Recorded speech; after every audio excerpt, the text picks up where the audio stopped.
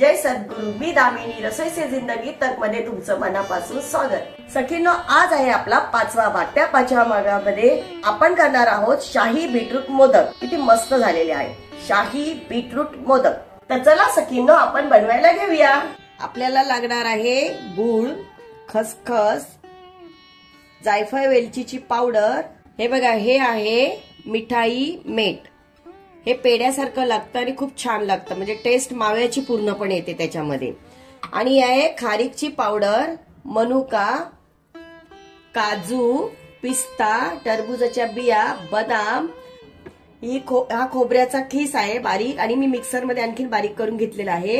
हे आहे milk powder, हे आहे पनीर, आणि आहे दुधावरची मलाई, आणि हे आहे बीट। या खिसणीने बारीक असं खिसून घेतलेलं आहे, याच्याने खूप छान बारीक खिसल्या जातं।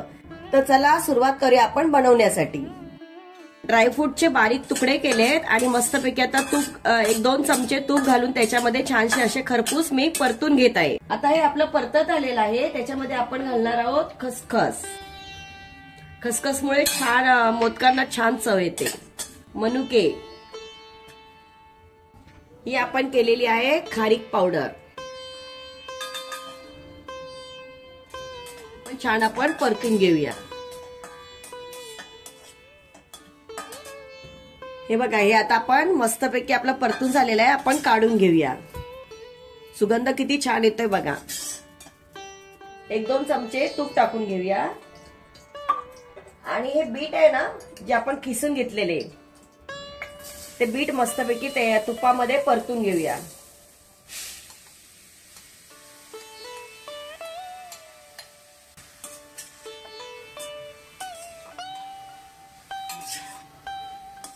परतल्यामुळे काय होतं, एक सुगंध छान येतो आणि एक बीटाचा एक कलर छान होतो त्याचा। आता आपण याच्यामध्ये पनीर किसून घालूया।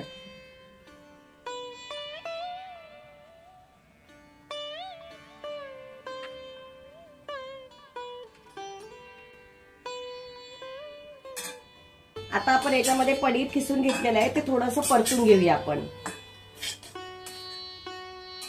पनीर टाकल्यामुळे काय होतं, एक माव्यासारखा फ्लेवर खूप छान येतो त्याच्यामध्ये, कारण पनीर कसं दुधापासूनच बनतं ना,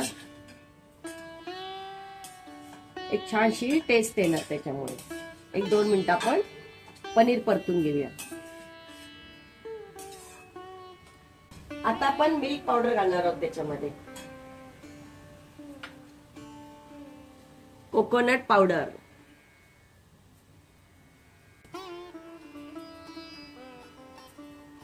जायफळ वेलचीची पावडर,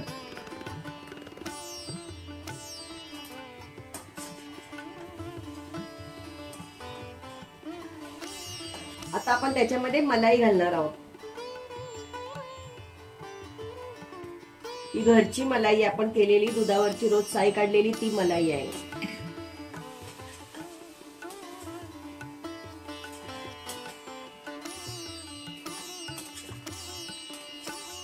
आता थोडासा बारीक गॅस करून त्याच्यामध्ये गुळ घालणार आहोत, चवीनुसार गुळ, कारण सगळंच गोड आहे ना, म्हणून आपण अर्धा गुळ घालणार आहोत। मिठाई मीठ घालणार आहोत, आणि याला एक 5 मिनिटं परतून घेऊया। बारीक याच्यावरती याला शिजत ठेवूया। याला 10 मिनिटं लागतात फक्त शिजण्यासाठी।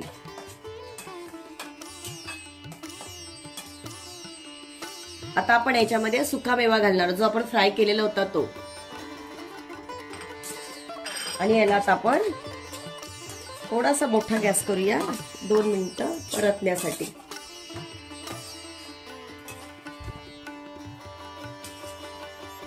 आता आपण याच्यामध्ये ना अर्धा कप ना दूध घालूया,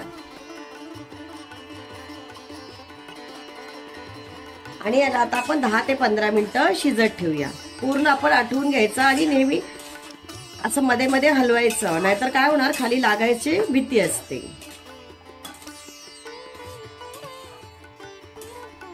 हे बघा, आपलं आता मोदकचं तयार झालेलं आहे। बघा कसा गोळा असा घट्ट होतोय, म्हणजे आपला व्यवस्थित शिजलेला आहे आणि छान झालेला आहे।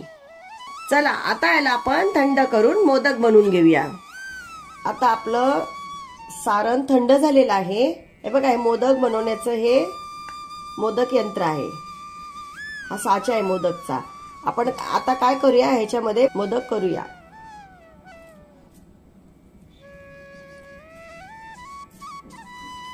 असे सर्व भरून घ्यायचे।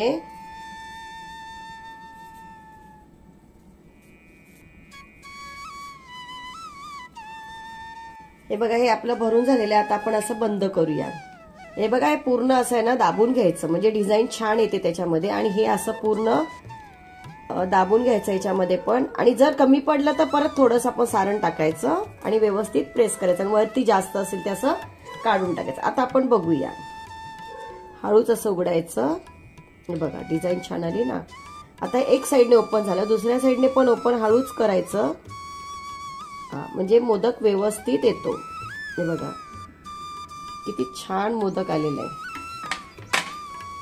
हे बघा, हे बघा किती छान मोदक आलेले आहेत। आपल्याला वाटत असेल एक्स्ट्रा बाजूच आहे ते आपण असं काढून घ्यायचं। आता आपण असे सगळे मोदक करून घेऊया। आपण हे साच्यामध्ये, एका साच्यामध्ये असे बघा 3 मोदक तयार होतात, लवकर बनवल्या जातात।